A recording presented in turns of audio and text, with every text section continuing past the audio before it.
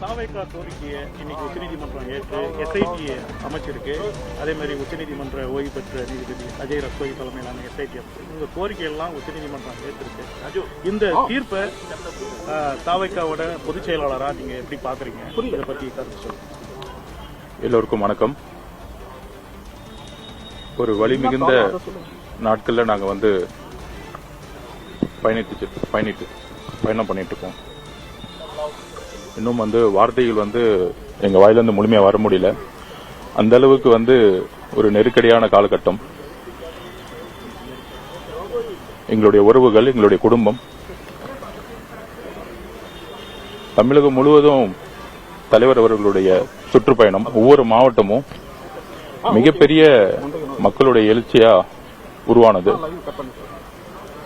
இது ஒன்றும் முதல் மீட்டிங் கிடையாது. திருச்சி, அரியலூர், நாமக்கல் அப்படின்னு பல ஊர்களுக்கு, திருவாரூர், நாகப்பட்டினம் அப்படின்னு செல்லும் போதெல்லாம் கிட்டத்தட்ட இந்த 50 வருஷத்துல இல்லாத ஒரு எழுச்சியை வந்து ஒவ்வொரு மாவட்டத்தில் இருக்க மக்கள் வந்து மிகப்பெரிய நம்பிக்கையுடனும் மிகப்பெரிய ஒரு அன்புடனும் எங்க தலைவருடைய பேச்சையும் வருகையும் மக்களே வந்து இந்த பிரச்சாரத்தை உருவாக்குனாங்க. ஆனா உண்மையை பதிவு பண்ணணும். எல்லா மாவட்டங்களிலும் எப்பொழுதும் பெருசா வந்து காவல்துறை வந்து பெருசா சப்போர்ட் பண்ண கிடையாது. அரியலூர்ல சப்போர்ட் பண்ணாங்க. பெரம்பலூர் எஸ்பி வந்து எங்களுக்கு முன்னெச்சரிக்கையா வந்து பல தகவல் கொடுத்தாங்க. அதனாலதான் கடைசி நிமிஷத்துல அந்த ப்ரோக்ராம் நாங்க கேன்சல் பண்ணோம். ஆனா எப்பயுமே இல்லாத அளவுக்கு கரூர்ல நாங்க நாமக்கல்ல முடிச்சிட்டு, நாமக்கல்ல நல்ல முறையா மக்களுடைய ஆதரவோட முடிச்சிட்டு, என்ன டைம் காவல்துறை சொன்னாங்களோ 3 to 10, இன்ஃபேக்ட் காலையில இருந்து தலைவருடைய நாமக்கல் வருகையாகட்டும், பிரச்சாரம் ஆகட்டும், எங்களுடைய சொந்த லைவ் ப்ரோக்ராம்ல எல்லா மீடியாவுக்கும் லிங்க் கொடுத்துட்டு இருந்தோம். சோ தலைவர் எங்க இருக்கிறாருன்னு தெரியும். இது ஏன் சொல்றேன்னா, தலைவர் லேட்டா வந்தாருன்னு ஒரு அபாண்டமான குற்றச்சாட்டு வந்து பரப்பப்பட்டுச்சு. சோ 3 to 10 என்ன காவல்துறை சொன்னாங்களோ அந்த இடத்துல தான் நாங்க கரெக்டா போனோம். ஆனா எங்களுக்கு ஒரு அதிர்ச்சி என்னன்னா, கரூர் மாவட்டத்துல நாங்க நுழையும் பொழுது அந்த பார்டர்லயே அந்த பாலத்துக்கிட்ட என்ன கொஞ்சம் பேச விடுங்க சார். நீங்க சன் டிவி தெரியும், பேச விடுங்க. என்ன பேச விடுறதுக்கு என்ன எல்லாம் சொந்தம் இருக்கு எனக்கு. நீங்க தடுக்காதீங்க. எங்களுக்கு 15 நாள் நாங்க பேசாம இருக்கிறோம். நாங்க உண்மையை சொல்லணும். சம்பவம் நடந்தது போன மாசம். நாங்க பேசிக்கிறோம் சார். நாங்க பேசுறோம் சார். நாங்க பேசணும்னு நினைக்கிறோம். இவரை கொஞ்சம் அமைதியா இருக்க சொல்லுங்க. எதுக்காக நீங்க இப்படி தடுக்கிறீங்கன்னு எனக்கு தெரியும். நீங்க அலோவ் பண்ணுங்க. நாங்க பேசுறத கேட்கிறோம். நீங்க அமைதியா இருங்க. சோ கரூர்ல இந்த இன்சிடென்ட்டுக்கும் இந்த தீர்ப்புக்கும் சம்பந்தம் இருக்கு. அதை நான் மக்கள்கிட்ட வந்து பதிவு பண்றேன். கரூர்ல போலீஸ் காவல்துறை தான், கரூர் காவல்துறை தான் எங்களை வந்து வரவேற்றாங்க. இது எந்த மாவட்டத்திலும் நடக்கல. அவங்க தான் வந்து வரவேற்றாங்க. அவங்க தான் வந்து திட்டமிட்ட இடத்துல கொண்டு போய் அந்த இடத்துல நின்னு பேசுங்கன்னு சொன்னாங்க. ஒட்டுமொத்த காவல்துறையும் வந்து ரோப்பை கொண்டு போய் கொண்டு வந்து வச்சா எந்த இடத்துல நிப்பாட்டினாங்களோ அந்த இடத்துல நிப்பாட்டினாங்க. தலைவரும் எல்லாம் கம்ஃபர்டபுளான்னு கேட்டுட்டு மேல இருந்துச்சு பேச ஆரம்பிச்சாரு. அப்படி தவறுகள் இருந்தா ஏன் காவல்துறை கரூர் மாவட்டத்துடைய எல்லையிலேயே வரவேற்கணும்? Number 1 question. அப்ப பேச ஆரம்பிக்கும் பொழுதே தலைவர் எப்பொழுதுமே மக்களை பார்த்து தான் பேசுவாரு. எங்க தண்ணி கேட்டாரோ அங்க தண்ணி அவர் கையாலே கொடுத்தாரு. எங்க ஆம்புலன்ஸ் வழிவிடுன்னு சொன்னா அவரே சொன்னாரு. சோ அவரை பொறுத்த வரைக்கும், எங்களை பொறுத்த வரைக்கும் எந்த பிரச்சனையும் நிலவில்லைன்னு சொல்லிட்டு அவர் பேச்ச முழுமையா கவனிக்காம மக்களை பார்த்துட்டு அமைதியா எவ்வளவு ஷார்ட்டா முடிக்க முடியுமோ ஷார்ட்டா முடிச்சுட்டு கிளம்பணும். நம்பர் 1. நம்பர் 2, இந்த இடத்தை எந்த அளவுக்கு போர்ஸ் பண்ணி தமிழக வெற்றி கழகத்துக்கு கொடுத்தாங்கிறதுக்கான ப்ரூஃபை நாங்க வந்து உச்சநீதிமன்ற தலைமை நீதிபதி கிட்ட நாங்க வந்து கொடுப்போம். ஏன்னா எங்களுக்கு ஏன் வந்து தமிழக அரசு மீது என்கொயரி மீதோ நம்பிக்கை இல்லை அப்படின்னா, இந்த இஷ்யூ நடந்த பிறகு எல்லாரும் சொல்ற மாதிரி இவங்க எல்லாம் ஓடிட்டாங்க, அது அல்ல. எங்களுடைய மொபைல் நெட்வொர்க்கை செக் பண்ணலாம். கரூரோட பார்டர்ல நானும் பொதுச் செயலாளர் நிர்மகுமார் அவர்கள், அருண்ராஜ் அவர்கள் எல்லோரும் காத்துக்கிட்டு இருந்தோம். காவல்துறை வர வேணாம், வந்தா கலவரம் வரும், நிறைய பிரச்சனை நடக்கும்னு வலியுறுத்தினாங்க. அதையும் நாங்க தாக்கல் பண்ணுவோம். ஒரு திட்டமிட்டு தமிழக வெற்றி கழகம் வரக்கூடாதுன்னு சொல்லிட்டு அந்த இன்சிடென்ட் நடக்கும் பொழுதே ஒட்டுமொத்த மாவட்ட செயலாளர்களையும் ஒட்டுமொத்த கட்சியும் தடியடி நடத்தி ஒரு மிகப்பெரிய தீவிரவாதிகள் மாதிரி யார் அடிச்சு அனுப்பிச்சாங்கிறது நாங்க பதிவு பண்ணுவோம்.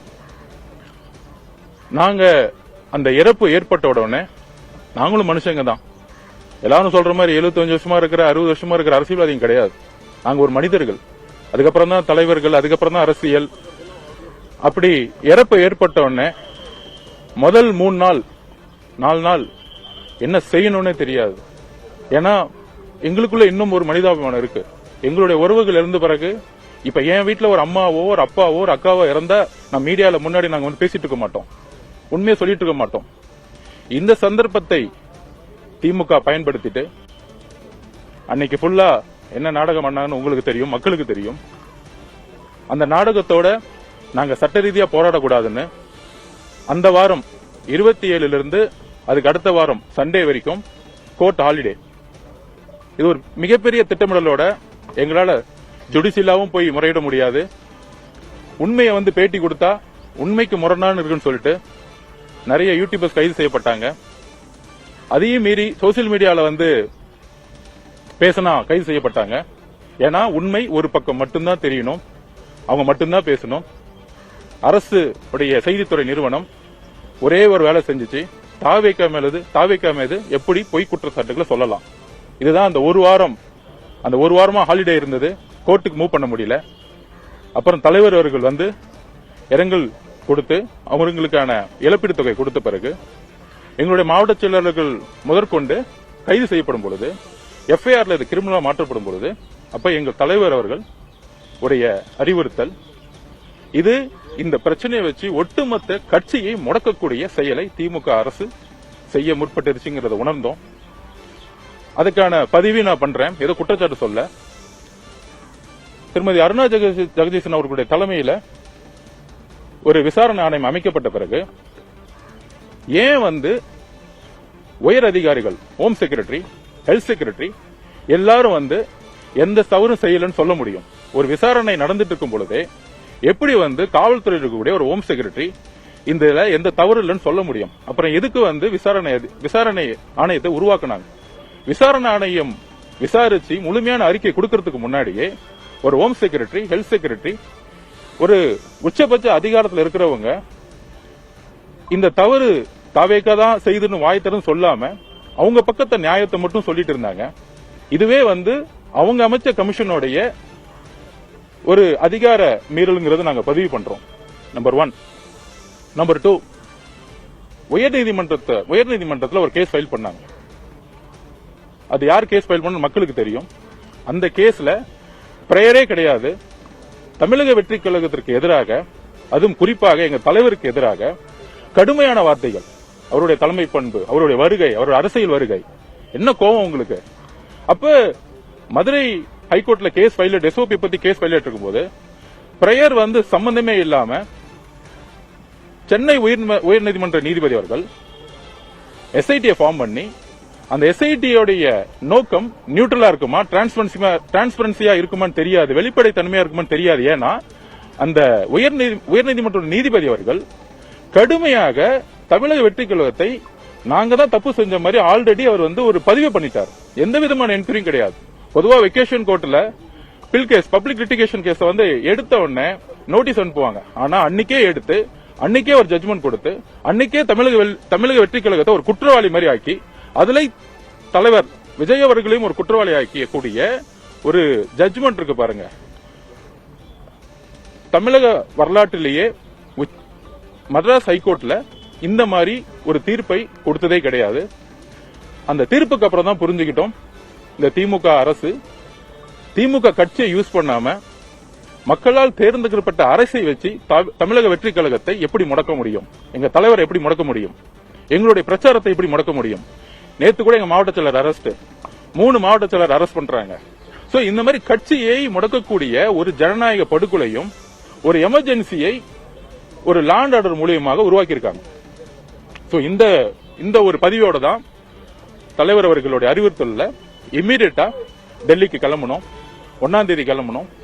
இங்க வந்து உச்சநீதிமன்றத்தில் இருக்கக்கூடிய சீனியர் அட்வொகேட்ஸ் கோபால் சுப்ரமணியன் சாரா இருக்கட்டும், அரிமா சாரா இருக்கட்டும், எல்லாரும் அதுக்கு முன்னாடி இன்னொரு பதிவு பண்ணிடுறேன். எங்களுக்கு வந்து வழக்கறிஞர்கள் கிடைக்க கூடாதுன்னு ஒட்டுமொத்த ஒரு ஒரு ஒரு செயலை வந்து செய்ய முற்பட்டாங்க. ஆனா நாங்க எல்லா சீனியர் அட்வொகேட்ஸ் கிட்டையும் முறையா எங்களுடைய நியாயத்தையும் எங்களுடைய நீதியையும் பதிவு செஞ்ச பிறகு, குறிப்பாக சென்னை உயர்நீதிமன்றத்துடைய அந்த ஜட்ஜ்மெண்ட்டுக்கு எதிராக நாங்க வந்து உச்சநீதிமன்றத்தை அணுகணும். அதுல காலையில கூட நிறைய ரூமர்ஸ், தமிழக வெற்றி கழகம் வந்து பெட்டிஷன்ஸ் வந்து தப்பா ஃபைல் பண்ணிருக்காங்க, மனுதாரர் இல்லன்னு. தமிழக வெற்றி கழகத்துடைய ஒரே பெட்டிஷன் தலைவர் அவர்களுடைய தலைமையில அறிவுறுத்தின் பேரையில பெட்டிஷனை ஃபைல் பண்ணோம். பெட்டிஷனுடைய நேம் ஆதவர்ஜுனா, நான் மட்டும்தான். தமிழக வெற்றி கழகத்தின் சார்பாக வேற எந்த பெட்டிஷனும் ஃபைல் பண்ணல. அதை நான் வந்து பதிவு பண்ணிக்கிறேன். ஏன்னா வந்து நாங்க எங்களுடைய அமைதி இந்த தீர்ப்புக்கு அப்புறம் 41 எங்களுடைய குடும்ப உறவுகளுக்கு ஒரு நீதி கிடைக்கணும், ஒரு ஜஸ்டிஸ் வேணும். 5வது நாள் எங்க தலைவர் எங்ககிட்ட எல்லாரையும் பார்த்து சொன்னார், நம்ம இந்த குடும்பத்தை எல்லாத்தையும் நம்ம வந்து நான் பர்சனலா தத்தெடுக்க போறேன். நம்ம வாழ்க்கை முழுசும் நான் வந்து இவங்களோட பயணிக்க போறேன். இந்த உறவுகள் வந்து ஏதோ வந்து நம்ம காசு கொடுத்தோங்கிறது இல்லாம அவங்களுடைய வாழ்க்கையோட தேவைக்கு எல்லாமே ஏதோ வந்து முத நாள் போயிட்டு மலர் வலை வச்சுட்டு போறது வந்து எங்க தலைமையோ தமிழக வெற்றி கழகமும் கிடையாது. வாழ்க்கை முழுவதும் அவருக்கு தேவையான ஒரு பயணத்தை நாங்க உருவாக்குறோம். அதோடு இந்த இறப்புக்கு ஒரு நியாயம் கிடைக்கணும்.